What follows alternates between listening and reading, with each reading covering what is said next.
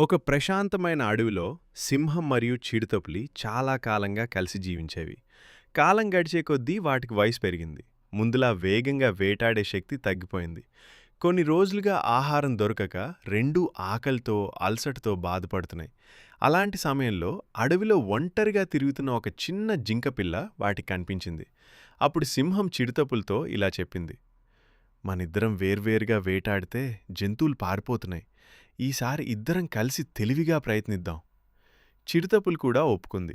రెండూ కలిసి చెరోవైపు నుంచి జాగ్రత్తగా దాడి చేసి జింకపిల్లను పట్టుకున్నాయి.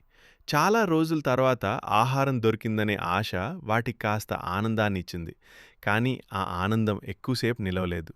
సింహం గర్వంగా చెప్పింది: ఈ ఆలోచన మొదట నాదే, కాబట్టి ముందు నేనే తింటాను. దానికి చిరుతపులికి కోపం వచ్చింది. ఇద్దరం కలిసి వేటాడాం కదా, అయితే కలిసే పంచుకుందాం అని చెప్పింది. మాటలు పెరిగాయి, విభేదం మొదలైంది. ఇద్దరూ ఒకరినొకరు అర్థం చేసుకోకుండా గొడవపడసాగారు. ఈ గొడవంతా చెట్టు వెనుక నుంచి ఒక తెలివైన నక్క గమనిస్తోంది. ఆకలి, వృద్ధాప్యం వల్ల సింహం మరియు చిరుతపులి తీవ్రంగా అలసిపోయాయి. చివరికి నేలపై కూలబడ్డాయి. అదే అవకాశంగా నక్క జింకపిల్లని తీసుకుని నిశ్శబ్దంగా అక్కడ్నుంచి వెళ్ళిపోయింది. అప్పుడు మాత్రమే సింహం మరియు చిరుతపులికి తమ తప్పు అర్థమైంది. For more videos, like, share, and subscribe.